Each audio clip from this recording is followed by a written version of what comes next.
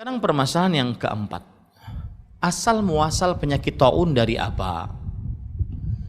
Maka kita lihat dalam hadis riwayat Imam Bukhari dan Muslim dari sahabat Nabi Usamah bin Zaid radhiyallahu an, Rasul sallallahu alaihi wasallam bersabda, "Inna hadzal waj'a rijzun aw 'adzabun aw baqiyatu 'adzab udziba bihi unasun min qablikum."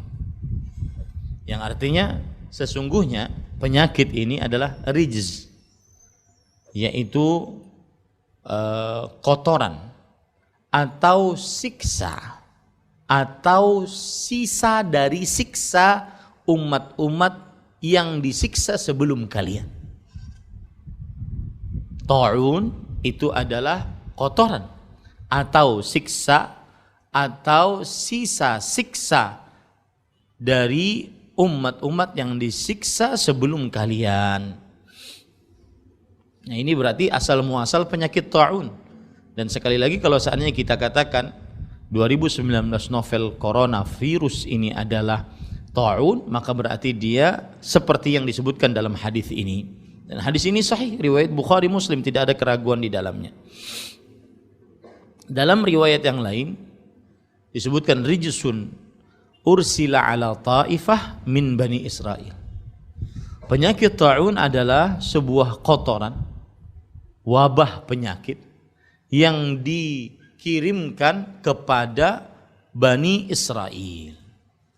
Yang dikirimkan kepada Bani Israel. Thumma baqiya ba'du bil ard fayadhhabul marrah wa ya'til ukhra. Kemudian wabah itu tetap di bumi. Kadang dia datang, kadang dia hilang. Nah, ini ibu-ibu, Bapak Ibu, saudara-saudari yang dimuliakan oleh Allah Subhanahu wa taala. Dan berarti berdasarkan ini penyakit ta'un, ataupun kalau kita anggap 2019 novel coronavirus ini adalah ta'un, maka berarti sebabnya adalah dosa. Berarti sebabnya adalah dosa, terutama dosa-dosa yang berkaitan dengan kekejian, kekotoran, syahwat haram, porno. Seperti misalkan dalam hadis riwayat Imam Ibnu Majah dan disahihkan oleh Imam Al-Albani rahimahullah dari Abdullah bin Umar radhiyallahu anhu. Rasul sallallahu alaihi wasallam bersabda, "Lam tadhharil fahishatu fi qaumin qattu hatta yu'linu biha illa fasha fihim ta'un wal auja' allati lam takun madat fi aslafihim."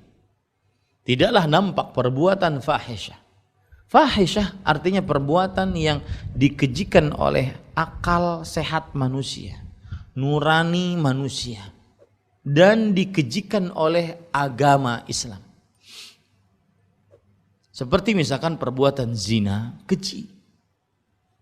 Seperti misalkan perbuatan homo, keji. Lesbian, keji. Transgender, keji. Bahkan saya 2 kali saya nonton video tentang transgender. Saya ingin tahu apa masalah dia dan apa akhir dia nanti. Dia ngaku ini hawa nafsu, dan dia berkeinginan nanti di akhir hidup saya akan mati sesuai dengan kelamin saya yang terdahulu. Kalau seandainya kelaminnya sudah dipotong. Ada yang tidak dipotong, ada yang dipotong. Dua-duanya saya dengar. Saya teliti dari awal sampai akhir.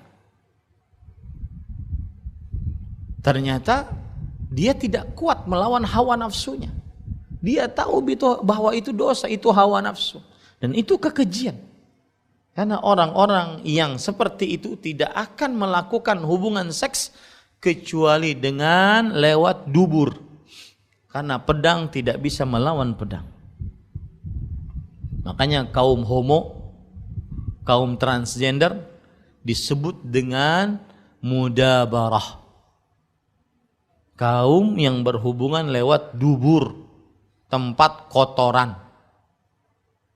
Ini kekejian.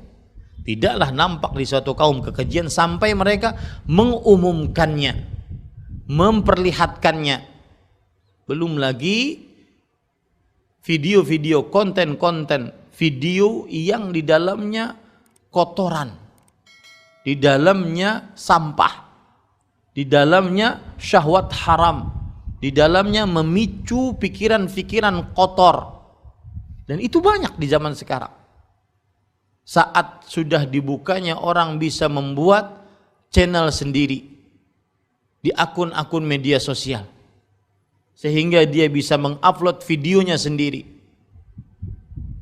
Akhirnya agar kontennya banyak dilihat orang, maka dia membuat hal-hal yang berkaitan dengan syahwat. Syahwat haram, kekejian. Seorang suami membuat tipuan untuk istrinya, berhubungan badan, dan itu di video.